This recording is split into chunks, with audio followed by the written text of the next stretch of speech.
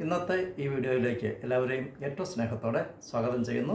4 പുസ്തകങ്ങളുടെ രചയിതാവും പ്രശസ്ത കോളമിസ്റ്റുമൊക്കെയായ രക്ഷാ ഭാരതിയുടെ ചെറുപ്രായത്തിൽ ജീവിതത്തിൽ ഉണ്ടായ ഒരു അനുഭവം അവരെ വിവേകത്തിൻ്റെ വലിയ പാഠങ്ങൾ പഠിപ്പിച്ചു എന്ന് അവർ തൻ്റെ എഴുത്തുകളിൽ കൂടി നമ്മെ അറിയിക്കുന്നുണ്ട്. ആ അനുഭവങ്ങൾ അവർക്ക് മാത്രമല്ല, നമുക്കും വലിയ പാഠങ്ങൾ, തിരിച്ചറിവുകൾ നൽകുന്നുണ്ട്. രക്ഷാഭാരതിയയ്ക്ക് 16 വയസ്സുള്ളപ്പോഴാണ് ഈ സംഭവം നടക്കുന്നത്. അവരുടെ അമ്മയുടെ ഒരു ജോഡി കമ്മൽ നന്നാക്കുവാൻ ഏൽപ്പിച്ചിരുന്നു. സ്വർണ്ണക്കടക്കാരൻ ആ കമ്മലുകൾ നന്നാക്കി തൻ്റെ സ്റ്റാഫിൻ്റെ കൈവശം അവരുടെ വീട്ടിലേക്ക് കൊടുത്തുവിട്ടു. അന്ന് അവരുടെ വീട്ടിൽ അമ്മ ഉണ്ടായിരുന്നില്ല. രക്ഷാഭാരതീയ സ്റ്റാഫിൻ്റെ കയ്യിൽ നിന്നും കമ്മലുകൾ വാങ്ങി പരിശോധിച്ചു, സ്റ്റാഫിനെ പറഞ്ഞു വിട്ടു. കതക് അടയ്ക്കുന്നതിനിടയിൽ തൻ്റെ ഫോൺ ശബ്ദിച്ചു. പെട്ടെന്ന് തന്നെ അവൾ ഫോൺ അറ്റൻഡ് ചെയ്തുകൊണ്ട് തൻ്റെ ജോലികളിൽ മുഴുകി. അമ്മ വീട്ടിലെത്തിയപ്പോൾ കമ്മലുകളുടെ കാര്യം അന്വേഷിച്ചു. അപ്പോഴാണ് തൻ്റെ കൈവശം കമ്മലുകൾ കിട്ടിയ വിവരം രക്ഷാഭാരതിയ ഓർമ്മിക്കുന്നത്. സാധാരണ ചെയ്യാറുള്ളതുപോലെ ഡ്രസ്സിംഗ് ടേബിളിൻ്റെ ഡ്രോയറിൽ ആ കമ്മലുകൾ വെച്ചിട്ടുണ്ട് എന്ന് അവൾ അമ്മയോട് പറഞ്ഞു. പക്ഷേ അവിടെയെങ്ങും കമ്മൽ കാണുന്നില്ല. അലമാര മുഴുവൻ പരിശോധിച്ചു, കമ്മലുകൾ കാണാനില്ല. താൻ കമ്മലുകൾ വാങ്ങുമ്പോൾ വീട്ടിലെ പാർട്ട് ടൈം ജോലിക്കാരി വീട് വൃത്തിയാക്കുന്നുണ്ടായിരുന്നു. അവർ കമ്മലുകൾ എടുത്തിരിക്കാം എന്ന് രക്ഷാഭാരതീയ രഹസ്യമായി അമ്മയോട് പറഞ്ഞു. അമ്മ ജോലിക്കാരിയെ ചോദ്യം ചെയ്തു. അവർ എടുത്തിട്ടില്ല എന്ന് ആണയിട്ട് പറഞ്ഞു. അവർ പറഞ്ഞു, ഞാൻ പാവപ്പെട്ടവളായിരിക്കാം, പക്ഷെ ഞാൻ ഒരു മോഷ്ടാവല്ല. അവർ തേങ്ങിക്കരയുവാൻ തുടങ്ങി. അവർ ആ ജോലിക്കാരിയെ വീട്ടിൽ നിന്നും പറഞ്ഞു വിട്ടു. ഈ സംഭവം പുറത്തറിഞ്ഞു. വിശ്വസിക്കുവാൻ കൊള്ളില്ല എന്ന കാരണത്താൽ ആ ജോലിക്കാരിക്ക് ആ ഫ്ലാറ്റിലുണ്ടായിരുന്ന മറ്റ് പാർട്ട് ടൈം ജോലികളെല്ലാം നഷ്ടപ്പെട്ടു. ചിലർ അവളെ കള്ളിയെന്ന് മുദ്രകുത്തി. ഈ സംഭവങ്ങൾക്ക് ശേഷം ഉദ്ദേശം 1 മാസം കഴിഞ്ഞ് രക്ഷാഭാരതീയ തൻ്റെ വസ്ത്രങ്ങൾ സൂക്ഷിക്കുന്ന അലമാരയിൽ എന്തോ തിരഞ്ഞപ്പോൾ അതിൻ്റെ പിൻഭാഗത്ത് തൻ്റെ ഒരു ട്രൗസർ ചുരുട്ടിക്കൂട്ടിയ നിലയിൽ ഇരിക്കുന്നത് കണ്ടു. അവൾ ആ ട്രൗസർ എടുത്ത് പരിശോധിച്ചു. അതിൻ്റെ വലത്തെ പോക്കറ്റിൽ അതാ കിടക്കുന്നു നഷ്ടപ്പെട്ടെന്ന് കരുതിയ ആ കമ്മലുകൾ നഷ്ടപ്പെട്ട ദിവസം അവൾ ധരിച്ചിരുന്ന ട്രൗസറായിരുന്നു അത്. ഫോൺ ബെല്ലടിച്ചപ്പോൾ അവൾ കമ്മലുകൾ അലമാരയിൽ വെക്കാതെ തൻ്റെ ട്രൗസറിൻ്റെ പോക്കറ്റിൽ ഇടുകയാണ് ചെയ്തത്. അശ്രദ്ധ കാരണം ആ കാര്യം പിന്നീട് മറന്നുപോയി. അമ്മയുടെ അടുത്ത് അവൾ ആ കമ്മലുമായി ഓടിച്ചെന്നു. അമ്മയുടെ കണ്ണുകൾ നിറഞ്ഞു. 3 വർഷക്കാലമായി തങ്ങളോടൊപ്പം ഉണ്ടായിരുന്ന ഒരാളെ കള്ളി എന്ന് മുദ്രകുത്തുന്നതിന് തങ്ങൾ ഇടയാക്കി. എന്തൊരു വലിയ ദ്രോഹമാണ് തങ്ങൾ അവരോട് ചെയ്തത്. മറ്റുള്ളവർ ചെയ്യുന്നത് പോലെ ആ അമ്മ അതിൻ്റെ കുറ്റം മുഴുവൻ തൻ്റെ മകളുടെ തലയിൽ കെട്ടിവെച്ചില്ല.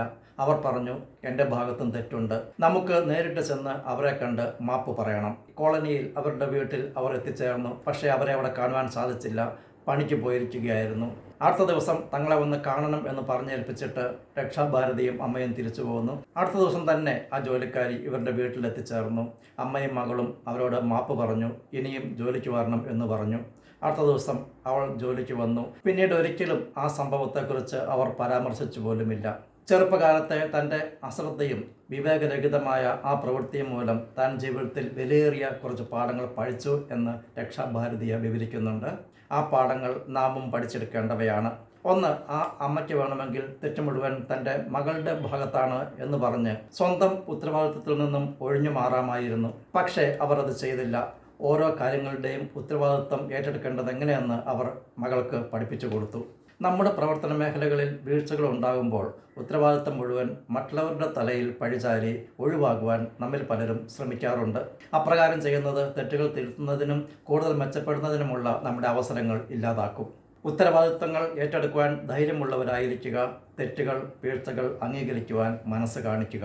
2, അവരുടെ അമ്മയ്ക്ക് വേണമെങ്കിൽ നേരിട്ട് ജോലിക്കാരിയുടെ അടുത്ത് പോയി മാപ്പ് പറയാതെ അവരെ സോപ്പിട്ട് തിരികെ ജോലിക്ക് കൊണ്ടുവരാമായിരുന്നു. അവർ അത് ചെയ്തില്ല. അതിനു പകരം വിനയം എന്താണെന്ന് കാണിച്ചു തന്നു. അത് വിനയത്തിൻ്റെ വലിയ പാഠങ്ങൾ മകൾക്ക് പകർന്നു കൊടുക്കുവാൻ ഇടയായിത്തീർന്നു. വിനയത്തിൻ്റെയും എളിമയുടെയും ഒക്കെ മൂല്യം നമുക്കും തിരിച്ചറിയാം. നമ്മുടെ ജീവിതത്തിൽ വിനയവും എളിമയുമൊക്കെ ഒരു ശീലമാക്കി മാറ്റാം. 3, ആ ജോലിക്കാരിക്ക് വേണമെങ്കിൽ ഒച്ച വെക്കാമായിരുന്നു. തൻ്റെ ജീവിതം തകർത്തു എന്ന് പറഞ്ഞ് നഷ്ടപരിഹാരത്തിന് കേസ് കൊടുക്കാമായിരുന്നു. അവർ അതൊന്നും ചെയ്തില്ല. അതിനു പകരം ആ അമ്മയോടും മകളോടും ക്ഷമിക്കാനുള്ള വലിയ മനസ്സ് കാണിച്ചു.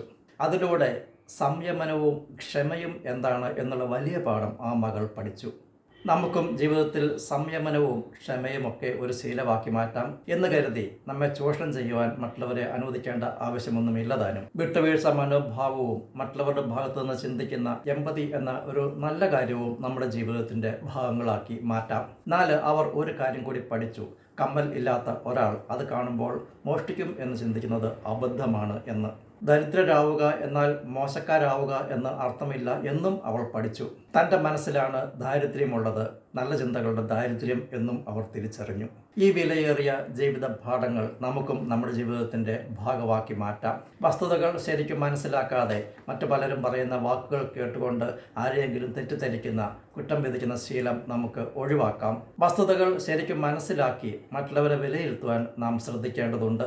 എല്ലാവർക്കും ജീവിതത്തിൽ എല്ലാവരും നേട്ടങ്ങളും ഐശ്വര്യവും സമ്പൽ സമൃദ്ധിയും ദീർഘായുസ്സും സന്തോഷവും എല്ലാം ആശംസിക്കുന്നു, പ്രാർത്ഥിക്കുന്നു. ഇന്നത്തെ ദിവസം എന്നെ ശ്രമിച്ച് നിങ്ങൾക്ക് ഞാൻ നന്ദി പറയുകയാണ്, നിങ്ങളെ അഭിനന്ദിക്കുകയാണ്. പുതിയ അറിവുകളുമായി നമുക്ക് അടുത്ത വീഡിയോയിൽ കാണാം. Stay blessed. Thank you.